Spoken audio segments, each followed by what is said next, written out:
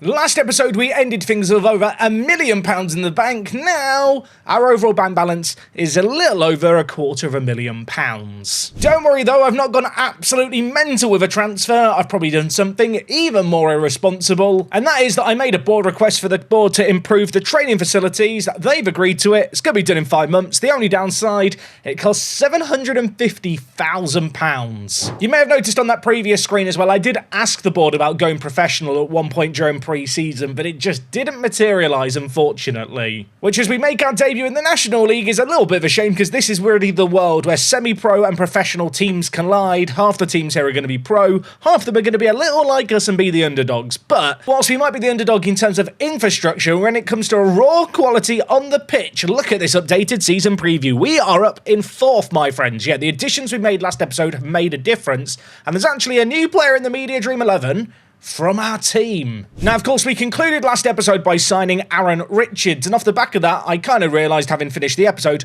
I never signed a new starting centre-back, which was one of the things I needed. Instead, I got distracted by strikers, which, stop me if you've heard that Park to Prem movie before, but with a couple of weeks kind of passed, we did end up landing a centre-back. The man we've gone for is Tayo Subaloy. I'm definitely not saying that name correctly. We'll just call him Tayo, because it's quite a cool name. 20 years old, and is it too much to suggest that this guy could be future captaincy? To be honest, he could probably just be our captain now. We've signed him on a free transfer. Previously, he was playing for Chelsea, where he was released, but he did actually feature in a Premier League game last year. And he's got really good jumping reach, great acceleration, great pace. I mean, you could argue these are elite attributes, especially in the physicals column. Mentally, extremely well-rounded. The only downside, 8 tackling, 8 marking, 7 heading. Yeah, for a centre-back, that's not exactly elite. And yet, despite that, he is joining the club to be the new highest earner. He overtakes Aaron Richards, who, of course, was the final transfer we made last episode. Tayo, however, is the only new signing made since last episode. There is still loads of wage budget to spend, but with the first team currently sitting at 26 players, I think we need to show a little bit of self-control. Just as a little refresher, board expectations for the coming year: avoid relegation from the Enterprise National League. For me personally, I want to be targeting the playoffs. That'd be a top 7 finish. Given the fact we're predicted to finish 4th on the season preview, maybe even targeting that 1 automatic promotion spot again should be the aim. You may also note here, my contract expires at the end of the current season. I feel like we should try and get that remedied sooner rather than later, especially because I've still got an A- for the feedback from the board going into the new year. One thing I'm definitely going to put a little bit of TLC into, I think, before the window closes, is going to be the staff setup at the club. In truth, I've kind of neglected it a little bit over the last few years. It's probably overdue an upgrade, and with the National League kind of being this first real step up, it's probably our first opportunity to make some significant upgrades to the team. Now, I did do a little squad rundown last episode before we did all the transfers. Speaking of which, if for whatever reason you did miss the transfer special, you should definitely go watch it. And if you did watch it, thank you. I'm glad you guys enjoyed it. And for the people who are asking about the puppy, he is on the mend now. Of course, last episode we did discuss this idea of shifting tactics, going to a 4-3-3. It felt like kind of a logical progression, and it is something we are going to commit to going into the new year. There's no injuries and no players missing to start the new season, which is amazing, which means I can actually give you an idea of what our best 11 is going to look like. And in terms of the team, well, we've got Tayo in at centre-back playing alongside JJ. JJ needs to learn to play centre-back, but given the fact his best role at centre defensive mid is half-back, kind of gives you a pretty good idea. He should be well suited to the role once he picks it up. Ollie Shield, the angry and screamy man, is going to be our right back. Why does it look like he's having a tantrum? I feel like if he ever has an issue with unhappiness and wanting a new contract, this picture's going to feel perfect. And the only other 2 new additions to the team are in the wide attacking mid area in terms of my starting 11 going into the new season. Now, I will be completely honest, I signed too many wide attacking players this pre-season. It's a good problem to have. Does mean that the players I'm starting today might not end up firming up their spots in the team. But the 2 players I am going to be going with to start the new season are 2 of the former Arsenal lads that we picked up last episode. In Aaron Richards, who's going to play out on the right attacking mid area, has that model citizen personality, and I feel like I want to try and see if we can get some development out of him. He only turned 18 2 months ago, so he's a very, very young, raw player. And out on the left-hand side, we are going to go with Louis Zedchevich John. Yeah, I'm hoping he's going to be, well, a really good player for us. He is probably the player I'm most excited about from all the signings that we've made. Can play on the left, can play on the right, can play at striker. To be honest, whenever he's fit, he's probably going to be in the team. I think one of the areas where we've seen the most change this year is the bench. Of course, we lost all our wing-back coverage. So in terms of the wing-back coverage on the bench, we've got Vinny Jamie Perkins, who can play right wing back, but also slot in at centre back in case of emergency. And to be fair, I can see him playing there at times. Ibangby is our left wing back option. I need to go out and find a face for the former Bournemouth youngster. Yeah, Bournemouth youngster, also former Villa youngster. This guy's actually a really good left back. Although we've only signed him with the squad status breakthrough prospect, he will probably get some minutes, especially if Diakite gets any more red cards. LOM and Pierre are two players that were in the starting 11 last year that have just dropped down the pecking order as we've shifted things around. But the other options on the bench alongside Mikey King in Byrne and Horn are players I'm very excited for. Josh Horn we spent a lot of money on. In retrospect, given the free transfers we were able to pick up, perhaps the £63,000 was a tad little bit of an overpay. But you know what? He's 19. He's got potential. He is going to get minutes this year. And Shane Byrne, with his 2 jumping reach, he might not be big, he might not be ambitious. He is a player who I think has some really nice quality. And especially at this kind of level, when you're tiring out an opposition defence that aren't quick enough to begin with, being able to bring in a man with 15 acceleration and 16 pace on off the bench is probably their idea of a worst nightmare. There are a selection of players here outside of the bench that will probably get minutes. Many of these were players that you've seen in the first team over the last few years. Players like Akapo, Iwamene, Reindorf. 2 of the newer additions are Jamie Lilly, who for some reason last episode I kept calling David. So maybe we should just nickname him Dave. Yeah, Big Dave here. He's not big. He's got 2 jumping reach. He is definitely going to be an option for us. He can play at centre and mid. We'll probably get minutes as an attacking centre mid option for us. But I am training him to play in the wide area as well. And Omar Costley is the kind of player where if Byrne gets injured or we have strikers not scoring, I would feel rather confident throwing him at the deep end and seeing what he can do. 14 finishing for this level is absolutely amazing.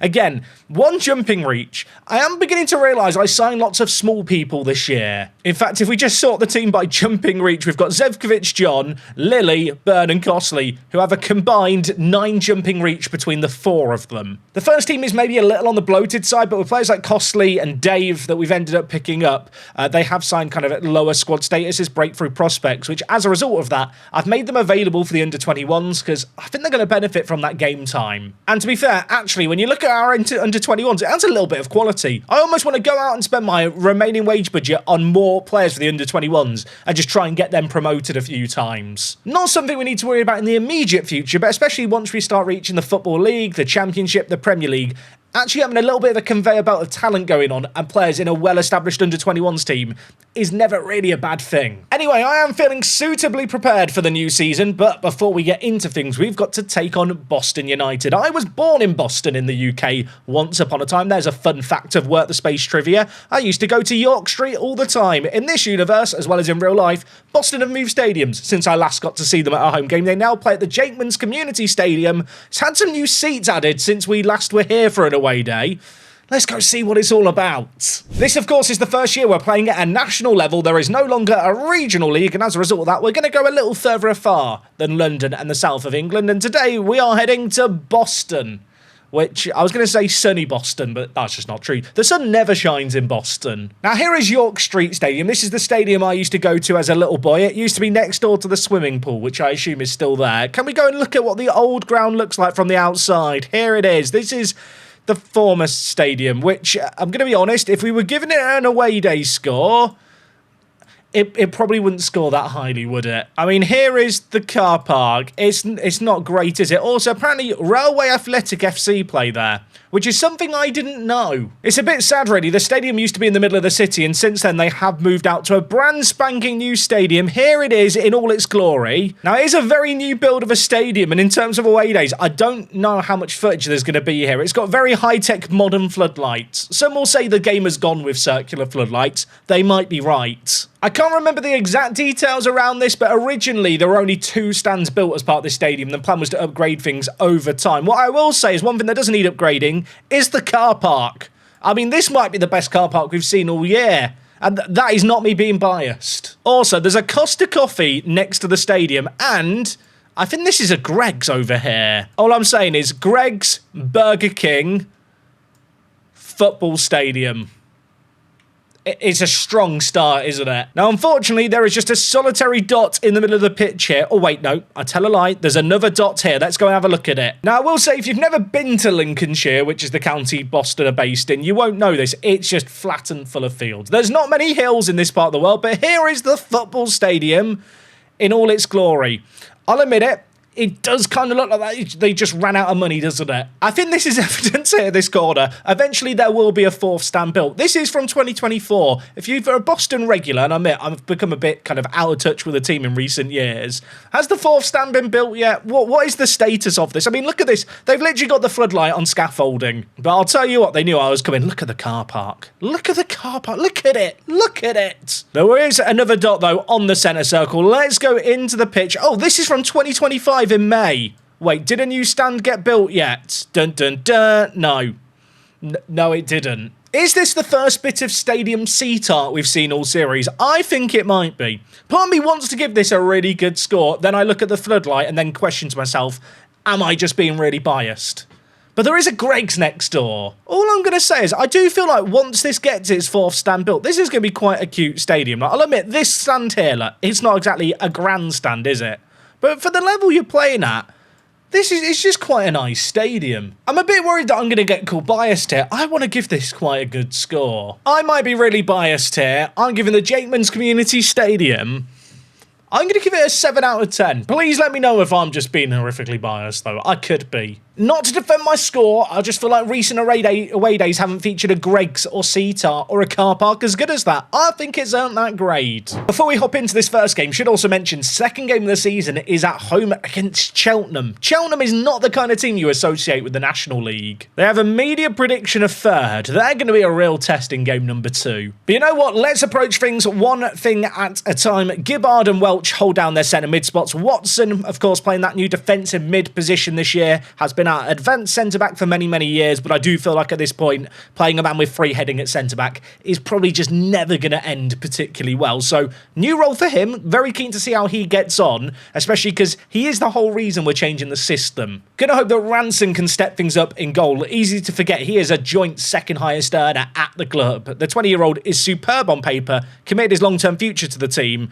I want to make sure he's actually capable of playing at this level and hopefully League 2 and maybe League 1 as well. Although maybe I'm getting a little bit greedy there. It's weird, right? I feel like the step up from our current division, the National League, to League 2 actually isn't that big. Like 4 teams get promoted from League 2. I feel like League 2 is quite a nice friendly league to get promoted into ordinarily. But this division is horrible, and as a result of that, we want to get off to the best possible start. Okay, let's get into this game. Boston are playing a 4-4-2. We are playing, I'm going to call this an attacking 4-3-3. You guys can let me know what you think it really is. The actual shape difference between what we're playing now and last year is actually just a centre-back starting and playing at defensive mid. They have got a free kick early on here. Carson, donning the captain's armband, is stood over it, whips it in on his left foot. I'll tell you what, that has hit the crossbar and not gone over by much. It's a very sunny day in the East Midlands today for this match. Hopefully, we're going to see a bit more sun on the latest update as Football Manager. Diakite bringing it forward here. The left wing-back, the number 3, was player of the year last year. Could he turn provider? Whips it in towards Princewell. Headed away, but only as far as Richards. He lays it to Watson at the edge of the box. The centre-back come centre-mid. Shield. Richards, one of the highest earners. Inside, Welch hits the crossbar. And they're going to deal with it. I mean, both teams have hit the crossbar inside the first 6 minutes. I mean, if that is a taster of what to expect from this game, I think we're going to see a fair few goals today as Zevcevic John wins it nicely. Richards cutting inside, dinks it wide to Gibbard. He is our captain. He plays it forward to the Serbian winger who holds up superbly. Diakite inside, Princewell. This is nice. Shield shoots. I mean, that looked like quite good football. Also, you might have noticed in this universe, Boston were able to fund the 4th stand, so maybe it is coming in the future. In this universe, they've actually got a very big south stand, which is interesting. Anyway, the keeper lumps it forward. Saboyi, Teo wins it nicely. Watson, Richards, Princewell, Jevkovic, John, Richards! Oh my word, that is such a good goal. 2 new wingers, assisting one, scoring with the other. Of course, Zevcevic John is playing as an inside winger, and then Richards is playing as that inside forward, and you can see the interplay there between them, linking up with Princewell in behind. And how about that for a finish? People told me I panicked and spent too much on this guy. If he finishes like that all year, I don't mind paying him over £900. Boston United, by the way, in this game, yet to have a shot on target. I feel like our big strength this year is going to be our pace, our ability to break away and counter with pace, and also just the quality of our attacking players, to be honest, is really good. Zevkovic-John wins it nicely. What can he do? He's dancing. The number 12, he's too good for this level. He almost went on his own. It's very early days, but based on what I've seen in the first 15 minutes from our two new attacking mids, I think they could be quite fun to watch this year. Just over half an hour played here. Tayo, not the best header of the ball, but winning it again well there. Richards now has the ball and lays it back to Watson, playing as that deep line playmaker. I mentioned it in the pre-season episode. We used to play with three centre-backs and have that middle player step up. We still have distribute to centre-backs on. I'm interested to see how our centre-backs do. You know what I should be interested in doing? Paying attention to the game. Princewell has scored. Diakite, first assist of the year. The advanced wing-back floated the ball in. Princewell headers it, and it just about gets over the line there. Obviously, our out-of-possession shape is a very conventional 4-3-3, and to be honest, it's only because of Diakite's performances last year at wing-back that I felt like we should probably try wing-backs when we have the ball, even if that is going to leave our centre-backs a little isolated. We've seen it with that assist there. Diakite can whip in balls of quality. I'm going to hope that Shield can do something similar out on the right-hand side. At the break here, first game at a new highest level for the club. It's 2-0. We're winning on the road. Also, just to clarify, the team have actually played at this level before, but it's the highest they've ever played under me. We've had 61% of the ball in this game. That is something we are not familiar with dominating kind of quite to this level, this amount of possession, especially away from home. Maybe a taster of how this new shape is going to serve us, although Let's not celebrate just yet. Boston have suddenly got one back from nothing. I'm not sure they actually had a shot on target in the first half. They've now had their first shot on target here. Tayo headed it away, not for the first time. Was laid back to Taylor, who wraps his left foot around it, through a maze of players, and Ranson, I think, was just off-sighted. Was thinking we'd make some changes come the 55th minute. We might regret not making those changes sooner, because at the 53-minute mark has arrived here, and there is a highlight. Although on this occasion, we have the ball. We are committing plenty of players to the attack as well. Diakite finding space in behind. Players queuing up in the middle, including at the edge of the box. He picks out Princewell. Gibbard shoots. Oh my word. It would have been another scream, but the woodwork denies us again. I think for Gibbard, that kind of crossbar hit is going to be the last bit of action for him in this game. I'm going to bring in Pierre to play at centre mid. Elsewhere, Perkins is going to come in at right back. Just because, well, I'll be honest, Shield has not had a good game today. I'm looking at the bench thinking, do I want to make more changes? Do I need to make more changes? I almost feel like making changes now would be making changes for the sake of it. It's a one-goal game. We have 3 subs in our back pocket. I will probably use it just to bring in fresh legs in the final third, even though our players in that part of the pitch are playing particularly well thus far in this game. I feel like at this kind of moment in time, our main aim has to be just get that third goal. Let's get that 2-goal lead reinstated, and then see how we fare from there. Diakite at left wing back, skipping forward. Is that a penalty? That is a penalty. He was barely in the box. He belly slid like he was on a slip and slide in the summer. And well, he's earned us a chance from the spot to score. It's going to be Welch over it. Last year he played at right attacking mid, Welch. Now he's playing at centre mid for us. He's over the spot kick. He takes it. He scores it.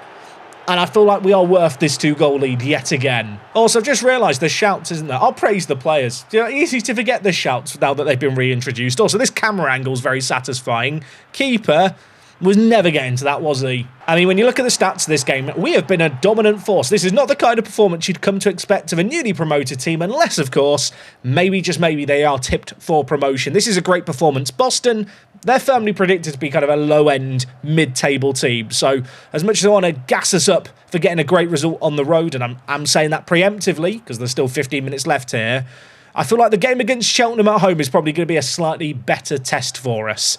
Anyway, Perkins, the number 23, we've subbed him on at right back. That is not what we want to see from him. He has a chance to earn his spot in the team, and he ran straight into danger there. Diakite wins the header. Pierre, another one of the players that we subbed on to Zevkovic-John. What can he do? He lays it wide to Diakite, who on the overlap has looked lethal. It falls to Richards. He grabs another from right attacking mid. And it's almost just normal service resuming. Diakite with his second assist of the game. Lovely little ball into Richards. I mean, admittedly, it did deflect, but don't let that ruin the fact we've scored a 4th. I'm going to bring in Byrne for Princewell here. I want to see what Byrne can do. And you know what? Let's bring in Mikey King for Zevchevich John out on the left-hand side. Let's get some fresh legs in there and let some of the younger players get game time. Double substitution made instantly a highlight beginning. Is that a good sign or is that a bad sign? We're about to find out. The ball is, well, I was going to say whipped in, but that is a very generous way of describing that ball. It was absolutely awful, and now we're looking to break. Byrne on off the bench. I mentioned his pace against towering defenders. Where is the striker going? He's hit the post. He almost scored a blinder on off the bench within 10 seconds of his debut. I don't want to get carried away. I'm really liking what we're seeing from this team. The new system is working superbly. I was a little bit worried it might leave us a little open at the back, or maybe our build-up play wouldn't be the best. I'll be honest, it's been absolutely superb in this game. Look at this. Look at the build-up play. We've hit the post again. The keeper's falling on the floor. He's confused as hell. And can you blame him? I feel like this could have been 7 on another day. And I don't even think that's me getting carried away. The woodwork has been their best player. 4 minutes of added time at the end of this game. They've had 2 shots on target. I think we've had... Was that 35 shots in this game? I must be misreading. That can't be the number of shots we had. We're on the attack again here, by the way. Finn Welch looking to cut inside. Pierre shoots. That was not far wide. It wasn't 35. It was 25 shots. That's still a lot to have. The XG of 3.58. I mean... that is as dominant a performance as you're going to see, really, isn't it? A good win, a good performance, that'll do. Cheltenham, who are our next opposition, by the way, won their opening game of the season. I don't want to get carried away. 1 game played. We're top of the league. Come on. Also, look how many teams drew their first games of the season. More than half the matches played on the opening weekend were draws. That's absolutely mental. Okay, this is a little bit of a dilemma. I forgot that I made an offer for Herbie James. This guy is a winger who's agreed to sign for us for £300 a week. He's another winger, by the way, who cannot jump whatsoever. I almost feel like I don't need more wide attacking players, but this guy is way, way, way too good to ignore, I feel like. The issue I've got is I've got Zevchevich John and I've got Richards. They were superb last match. And Josh Horn is kind of the club record transfer. It can't be mental not to play him, but when you compare him against Herbie James, is Herbie just better? I mean, to be fair, Herbie James can play in the left attacking mid-area too. I mean, off the back of last match, I really don't need him, but for £300 a week...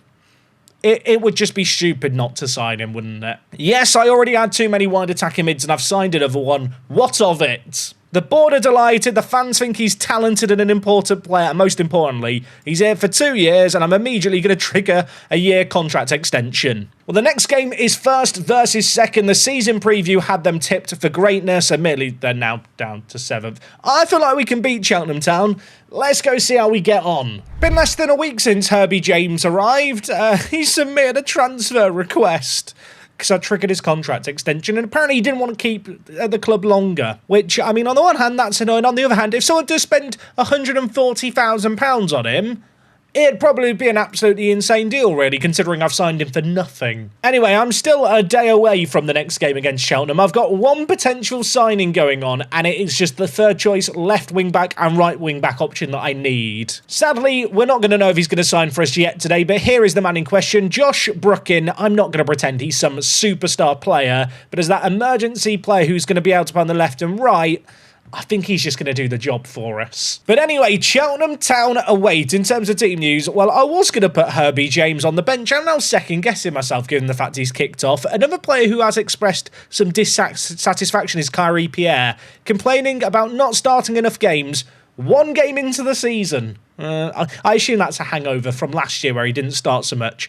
I mean, admittedly, this year he has lost his spot in the team to Welch, but if we just compare the 2 players to one another, I would like to think that anyone with a brain can see why the man in green is the man who is starting for us at centre mid. Tried to convince him to lower his playing time expectations. He wasn't all about that, Pierre, so that is something to keep an eye on. It wouldn't surprise me if there are a couple of players that we sell over the course this year. If anything, the first team now is a little too bloated. The nice thing is, if we do move anyone on, it's not like there's pressure on us to go out and sign a replacement. Anyway, the starting 11 for this game is the exact same team that took on Boston and won convincingly. I expect us at home to get a very similar performance. Also, since the latest update, all of these boxes are like aligned to the bottom. It's little stuff like that that really is just annoying when you're playing Football Manager, isn't it? We're back down south and it's back raining. Maybe it's just over Lewis. Maybe there's just a permanent cloud over Lewis where it rains all the time. In my head, that's the only explanation for the weather we have in these matches. Okay, less than 10 minutes played in this game. Of course, last match we did get off to a pretty strong start. It'd be nice to follow in a similar suit today as Shield looks to get it forward. At right wing back, he was a little quieter last game compared to Diakite. Would be great to see him get involved in the players. Richards looks maybe to lay it wide, although that is a turn.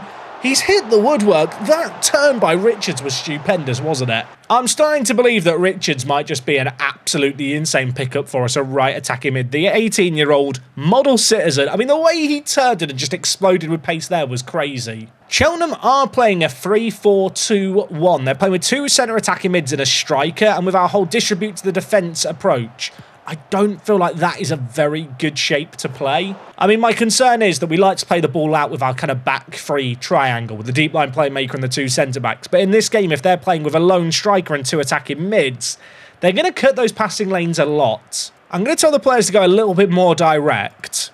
And I want us to play wider, and then for distribution, we're going to look to get it into the flanks. I feel like that is just a sensible thing to do here. I want to bypass that initial kind of front three press that they have and look to try and isolate their wing-backs if we can. That's the theory I'm rolling with. Whether or not it works in practice, I suppose we are going to find out. Anyway, Welch wins the ball nicely here, gets it forward to Richards, who's already looked good in this game. He lays it wide to Shield. Watson looking good too. Gibbard, Princewell, Zevkovic-John to Princewell. The build-up is superb. The finish is not. That should have been a goal. The movement, by the way, of Zevkovic-John, Princewell and Richards as a front three is really fun to watch right now. The overlapping runs that the wing-backs can provide is really just affording that space for these players to tuck inside.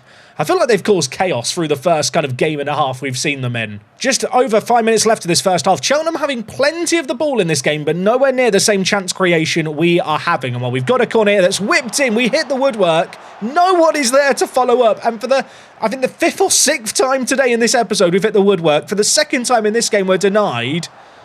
I want to believe there's still an attack to materialise, but it's going to fizzle out into nothing. And is this just going to be one of those matches where we look back at these near misses and think, just wasn't our day in the end? I don't feel like we need to overreact here. I'm going to tell the players they're doing well. More of the same, please, as we go into this second half, lads. You know what? Second half, early doors. Shout some encouragement at the players. Get some green, happy, smiley faces going. Obviously, I've got Herbie James we could look to bring on, despite the fact he wants to leave within a week of joining us. But before we worry about, well, potential subs, maybe we should worry about defending this corner. Wells Morris in the corner taker, cuts inside. And how that has not gone in as it's flashed across the 6-yard box, I do not have a Scooby-Doo. A little over 20 minutes left in this game. Zevkovic-John has been not so good in this game. I'm going to bring in James to play out on the left. Princewell at striker has not been great either. Let's bring in Byrne. In terms of the rest of the team, Gibbard and Richards not on particularly good ratings either. You know what? Josh Horn is a record transfer. I need to make sure we're using him. He's going to come on a right attacking mid. And Gibbard's had a little bit of a stinker. Pierre's been crying lately about not getting enough first-team opportunities. Giving him a chance here to try and earn his first-team spot. 4 changes made in the final third. I'm also going to go to attacking here. I feel like this is a game where we need to press home our advantage and try and win. Cheltenham Town, corner. This is scary, isn't it? It's going to be whipped towards the near post. There's so many players there. Jack Baird scores. I was waiting for the flag to be raised. It's not raised. We're a goal down. Baird is the man on the line here. Is he not offside? Does someone play him on? Am I missing something? How is that not offside? How is that? Sorry, how is that not offside? I don't think I'm tripping. There was no one there. That was offside every day of the week. Oh, VAR, please. Bring it to the National League. Out of possession, it's time to press, stop the short goalkeeper distribution, and try and force an error if we can. Let's step up more as well with our defence. I mean, as you can imagine, I'm absolutely fuming about that, because that goal was definitely offside. Unless you're going to tell me one of my defenders got the touch that the keeper then had to parry, which I don't think is what happened. There's 2 minutes of added time. We've not scored in this game. I bigged us up against Boston. Maybe a little bit of a dose of reality inflicted there. We lose this game 1-0. Going to get shouty at the players. They all look disheartened, actually. Some of them reacted well. A couple of them were big babies. I've exited the game. And the What happened there? The game just got stuck for a while. Well, you know what? We're out of the game at least. I thought it had crashed. Maybe it would have been a good thing if it crashed. Then I could have reloaded the game. You know what? We're not about that life here. Herbie James makes his debut. Imagine if I sell him now and that's the only appearance he ever makes for us. What an awful game. The worst thing as well is if we look at the National League table, we're in 7th. If we look at the season preview, James is in the Media Dream 11. And he wants to leave within a day of joining. I'm so upset. Well, it wasn't exactly the dream start to the season we were hoping for, but a convincing win on the road gives me enough faith that we are going to pick up wins this year, and, well, relegation should not be an issue. Like I said, going into things, I think top 7, getting in the playoffs, that is really the aim for this year. We'll come back in a month or two to see how the season is playing out, but for you, it's just tomorrow at the normal time and place. Come back, midday, daily dose of Park to Prem. I'll see you guys then. I'm out.